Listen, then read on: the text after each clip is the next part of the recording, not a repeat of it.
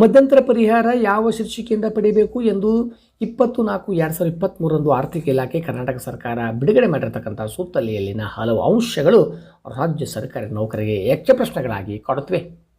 ಮಧ್ಯಂತರ ಪರಿಹಾರಕ್ಕಾಗಿ ಸೃಜಿಸಿರುವ 004 ಶೀರ್ಷಿಕೆಗೆ ಯಾವುದೇ ಅನುದಾನ ಒದಗಿಸಿಲ್ಲದಿರುವುದು ಏಕೆ ಎಂಬ ಪ್ರಶ್ನೆ ಬಹುಮುಖ್ಯವಾಗಿ ಕಾಡುತ್ತದೆ. ಏಕೆಂದರೆ ಬಜೆಟ್ನಲ್ಲಿ 6,000 ಕೋಟಿ ಹಣ ವೇತನ ಆಯೋಗಕ್ಕಾಗಿ ಅಲೋಕೇಟ್ ಮಾಡಿದೆ ಅಥವಾ ಮೀಸಲಿಟ್ಟಿದ್ದೆ ಎಂದು ಬಜೆಟ್ ನಂತರ ನಡೆದಿರ್ತಕ್ಕಂಥ ಪತ್ರಿಕಾಗೋಷ್ಠಿಯಲ್ಲಿ ಮುಖ್ಯಮಂತ್ರಿಗಳು ಹೇಳಿಕೆ ನೀಡಿದರು.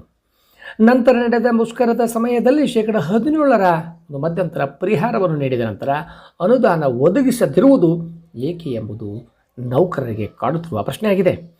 ಅಲ್ಲದೆ 014 ಶೀರ್ಷಿಕೆ ಇತರೆ ಭತ್ಯೆಗಾಗಿ ಇರತಕ್ಕಂಥ ಅನುದಾನದಲ್ಲಿ ಮಧ್ಯಂತರ ಪರಿಹಾರವನ್ನು ಸೆಳೆಯುವುದು, ಅನುದಾನದ ಕೊರತೆಯಾದರೆ VPP ಅಂದರೆ ಖಾಲಿ ಹುದ್ದೆಗಳಾಗಿ ಮೀಸಲಿಟ್ಟ ಅನುದಾನವನ್ನು ಪಡೆಯುವುದು. ಇದನ್ನು ಗಮನಿಸಿದರೆ ಮಧ್ಯಂತರ ಪರಿಹಾರಕ್ಕಾಗಿ ಇತರೆ ಅನುದಾನದಲ್ಲಿನ ಹಣ ಸಾಕಾಗುವುದಿಲ್ಲವೆಂಬುದು ಸ್ಪಷ್ಟವಾಗಿ ಕಾಣಬಹುದು. ಇನ್ನು ಮುಂಬರುವ ಚುನಾವಣೆ ನಡೆದು ಹೊಸ ಸರ್ಕಾರ ರಚನೆಗೊಂಡ ನಂತರ ಹೊಸ ಸರ್ಕಾರ ಜೂನ್ ತಿಂಗಳಲ್ಲಿ ಮಂಡಿಸತಕ್ಕಂಥ ಹೊಸ ಆಯವ್ಯಯ ಬಜೆಟ್ನಲ್ಲಿ ನೂತನ ಸರ್ಕಾರ ಯಾವ ರೀತಿ ಮಧ್ಯಂತರ ಪರಿಹಾರಕ್ಕಾಗಿ ಹಣ ಮೀಸಲಿಡುತ್ತದೆಯೋ ಅಥವಾ 7ನೇ ವೇತನ ಆಯೋಗದ ವರದಿ ಜಾರಿಗೊಳಿಸುವ ಸಂಬಂಧ ವರದಿ ಪಡೆದು ಅದಕ್ಕೆ ಬೇಕಾಗುವಷ್ಟು ಅನುದಾನ ನೀಡುತ್ತದೆಯೋ ಕಾದು ನೋಡಬೇಕಾಗಿದೆ.